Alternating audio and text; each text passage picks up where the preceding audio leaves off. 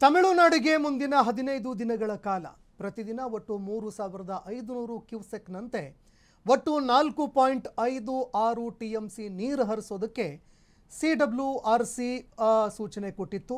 ಕಾವೇರಿ ನೀರು ನಿಯಂತ್ರಣ ಸಮಿತಿ ನೀಡಿರುವಂತಹ ಆದೇಶ ಈಗ ಇಡೀ ರಾಜ್ಯದಲ್ಲಿ ಭಾರೀ ಆಕ್ರೋಶಕ್ಕೆ ಕಾರಣ ಆಗಿದೆ. ಈ ಬೆನ್ನಲ್ಲೇ ವಿಧಾನಸೌಧದಲ್ಲಿ ಜಲಸಂಪನ್ಮೂಲ ಸಚಿವ ರಾಮಲಿಂಗಾರೆಡ್ಡಿ ಅವರು ಇವತ್ತು ತುರ್ತು ಸಭೆ ಮಾಡಿದ್ರು. ಹೈ ವೋಲ್ಟೇಜ್ ಮೀಟಿಂಗ್ನಲ್ಲಿ ನೀರಾವರಿ ಇಲಾಖೆ ಹಿರಿಯ ಅಧಿಕಾರಿಗಳು, ಕಾವೇರಿ ಜಲಾನಯನದ ಅಧಿಕಾರಿಗಳು, ವಕೀಲರು ಕೂಡ ಭಾಗಿಯಾಗಿದ್ದರು. ಸಿಡಬ್ಲ್ಯೂಆರ್ಸಿ ಆದೇಶದ ವಿರುದ್ಧ ಸಿಡಬ್ಲ್ಯೂಎಂಎ ಕಾವೇರಿ ನೀರು ನಿರ್ವಹಣಾ ಪ್ರಾಧಿಕಾರ ಇದಕ್ಕೆ ಮೇಲ್ಮನವಿ ಸಲ್ಲಿಸೋದಕ್ಕೆ ರಾಜ್ಯ ಸರ್ಕಾರ ತೀರ್ಮಾನ ಮಾಡಿತು. ಇವತ್ತು ಕಾವೇರಿ ನೀರು ಸಂಬಂಧಪಟ್ಟಂತೆ ಸರ್ವಪಕ್ಷ ಸಭೆ ಕರೆಯೋದಕ್ಕೆ ಸಿಎಂ ಡಿಕೆ ಶಿವಕುಮಾರ್ ಅವರು ನಿರ್ಧಾರ ಮಾಡಿದ್ದಾರೆ. ಇನ್ನು ನಾಳೆ ಮಧ್ಯಾಹ್ನ 2:30 ಸಿಡಬ್ಲ್ಯೂಎಂಎ ನೀರು ಹಂಚಿಕೆ ಪ್ರಾಧಿಕಾರದ ಅಧ್ಯಕ್ಷ ಎಸ್.ಕೆ. ಹಲ್ದಾರ್ ನೇತೃತ್ವದಲ್ಲಿ ತುರ್ತು ಸಭೆ ನಡೆಯುತ್ತೆ. ಕರ್ನಾಟಕ, ತಮಿಳುನಾಡು, ಕೇರಳ, ಪುದುಚೇರಿ ರಾಜ್ಯಗಳಿಗೆ ಈ ಬಗ್ಗೆ ನೋಟಿಸ್ ಕೂಡ ಕೊಟ್ಟಿದ್ದಾರೆ. ಸರ್ಕಾರದ ಪ್ರತಿನಿಧಿಗಳು ಈ ಒಂದು ಸಭೆಯಲ್ಲಿ ಭಾಗಿಯಾಗ್ತಾರೆ. ಕರ್ನಾಟಕದಿಂದ ಹಿರಿಯ IAS ಅಧಿಕಾರಿ ಗೌರವ್ ಗುಪ್ತಾ, ಕೇರಳದಿಂದ ಪುನೀತ್ ಕುಮಾರ್, ತಮಿಳುನಾಡಿನಿಂದ ಸತ್ಯಬ್ರತ ಅವರು, ಪುದುಚೇರಿ ಸರ್ಕಾರದಿಂದ ಡಾಕ್ಟರ್ ಮುತ್ತಮ್ಮ ಎಂಬವರು ಭಾಗಿಯಾಗ್ತಾರೆ. ಈ ವಿಚಾರಗಳಿಗೆ ಸಂಬಂಧಪಟ್ಟಂತೆ ಅಂದರೆ ನಾಳಿನ ಒಂದು ಸಭೆ ವಿಚಾರಕ್ಕೆ ಸಂಬಂಧಪಟ್ಟಂತೆ ಇಡೀ ರಾಜ್ಯದ ಚಿತ್ತ ನೆಟ್ಟಿದೆ.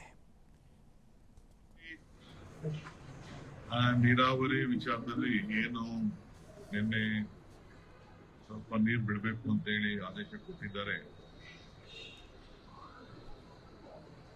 ಇನ್ನ ವರ್ಣ ತೋರಿಸಿಲ್ಲ. 2 ಬಾರಿ ಅವರು ರಿಕ್ವೆಸ್ಟ್ ನ ರಿಜೆಕ್ಟ್ ಮಾಡಿದ್ರು. ಈ ಬಾರಿ ಸ್ವಲ್ಪ ನೀರು ಬಿಡಬೇಕು ಹೇಳಿದ್ದಾರೆ. ನಾನು ಆರ್ಡರ್ನ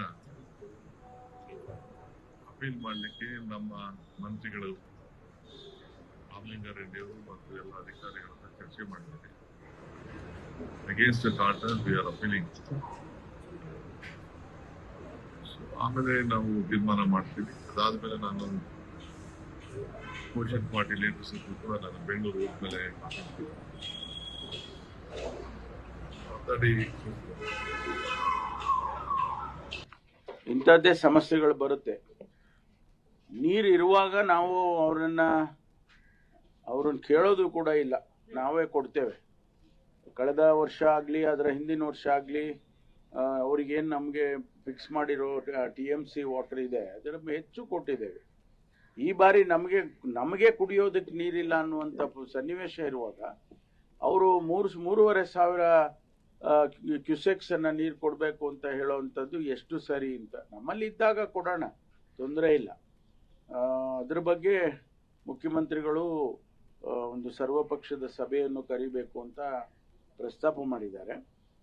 ಜೊತೆಗೆ 3ನೇ ತಾರೀಕು ತಮಿಳುನಾಡಿನ ಮುಖ್ಯಮಂತ್ರಿಗಳು ಬೆಂಗಳೂರಿಗೆ ಬರುವ ಸಾಧ್ಯತೆ ಕೂಡ ಇದೆ. ಇನ್ನೂ ಕನ್ಫರ್ಮ್ ಆಗಬೇಕು. ಒಂದು ವೇಳೆ ಅವ್ರು ಬಂದಾಗ ಅದನ್ನ ನಾವು ಅವ್ರ ಜೊತೆಯಲ್ಲೂ ಕೂಡ ಪ್ರಸ್ತಾಪ ಮಾಡಬಹುದು. ಇಲ್ಲ, ಮೊನ್ನೆ ಕೂಡ ನಾವು MPs ಮೀಟಿಂಗ್ ಒಂದೆರಡೆಗಳನ್ನ ಇವತ್ತೊಂದು ದಿವಸ ಯಾವಾಗಲೂ ಕೂಡ ಈ ಕಮಿಷನ್ಸು ಆಮೇಲೆ ಟ್ರಿಬ್ಯುನಲ್ಸು ತಗೋದು ಬಂದಿದೆ. ಇದು ವೈಜ್ಞಾನಿಕವಾಗಿ ಆಗಬೇಕು. ಈಗ ಒಂದು ವೇಳೆ ಇಲ್ಲಿ ನಮಗೆ ಸಫಿಷಿಯೆಂಟ್ ಆಗಿ ನೀರಿದ್ದರೆ, ನಮಗೆ ಸಾಕಾದಷ್ಟು ನೀರಿದ್ದರೆ ನಾವು ಕೆಳಗಡೆ ಬಿಡ್ಬೋದು. ಆದರೆ ಅಂತಿಮ ಆದೇಶನೂ ಕೂಡ ಅದೇ ಹೇಳ್ತದೆ. ಬೆಳಗುಂದ್ರದಲ್ಲಿ 172 TMCಯನ್ನು ಸಾಮಾನ್ಯ ವರ್ಷದಲ್ಲಿ, ನಾರ್ಮಲ್ ಇಯರ್ದಲ್ಲಿ, ಕ್ರೈಸಿಸ್ನಲ್ಲೇ ಅವತ್ತೊಂದು ದಿವಸ ಪ್ರಪೋರ್ಷನೇಟ್ ಆಗಿ ಇವತ್ತೊಂದು ದಿವಸ ಇದು ಮಾಡಬೇಕು ಅಂಥೇಳಿ. ಹೀಗಾಗಿ ಇಲ್ಲಿ ನಮ್ಮ ರಿಕ್ವೈರ್ಮೆಂಟ್ ಏನಿದೆ, ನಮ್ಮಲ್ಲಿ ಎಷ್ಟು ನೀರಿದ್ದು ತಾನೇ ನಾವು ಬಿಡೋದು. ನೀರಿಲ್ಲದಾದಾಗ ನಾವು ಬಿಡಲಿಕ್ಕಾಗಿಲ್ಲ. ಅವಾಗ ನೀರೇ ಇಲ್ಲ, ನೀರೆಲ್ಲಿ ಬಿಡೋಕ್ಕಾಗತ್ತೆ?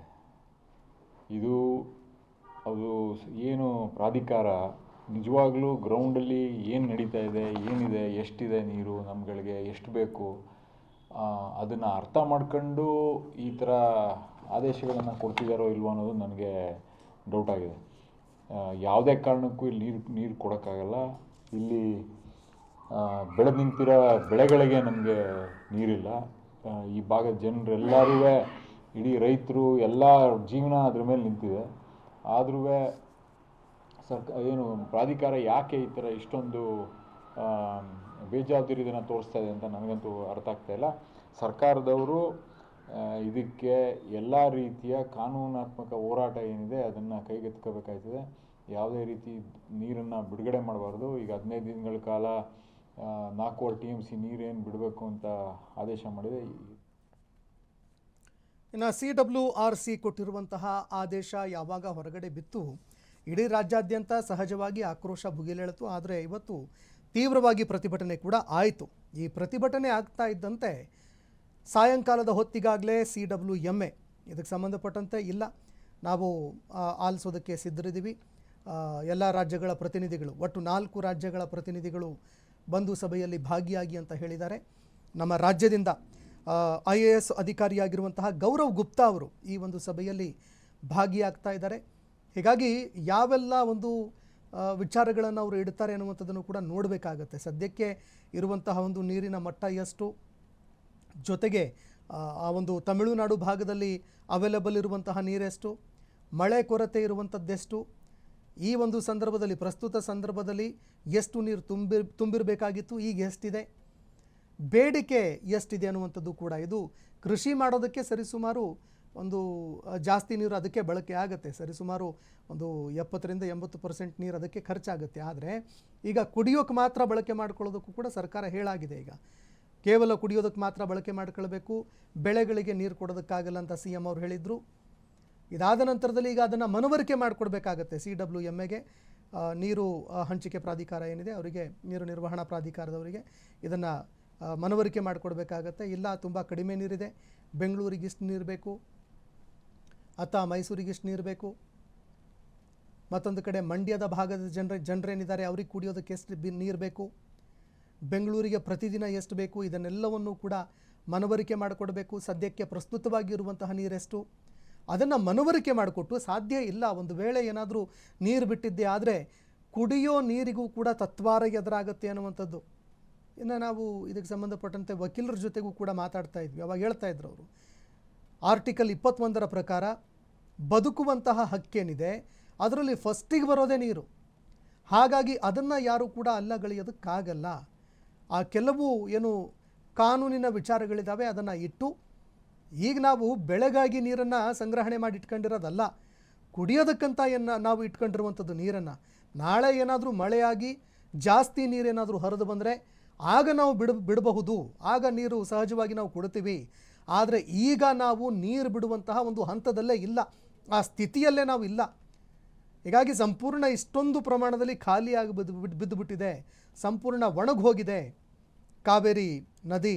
ಹಾಗಾಗಿ ನಾವು ನೀರು ಬಿಡೋದಕ್ಕೆ ಸಾಧ್ಯ ಇಲ್ಲ ಅಂತ ಗೌರವ್ ಗುಪ್ತಾ ಅವರು ಅದನ್ನು ಮನವರಿಕೆ ಮಾಡಿಕೊಡ್ಬೇಕಾಗತ್ತೆ.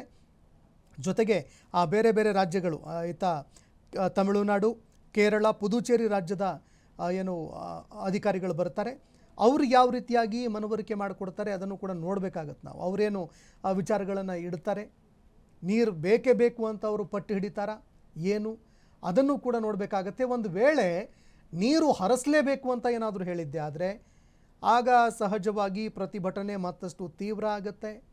ಅದರ ಹೊಣೆಯನ್ನು ಕೂಡ ಇದೇ CWRC CWMA ಅವರು ಹೊರಬೇಕಾಗತ್ತೆ.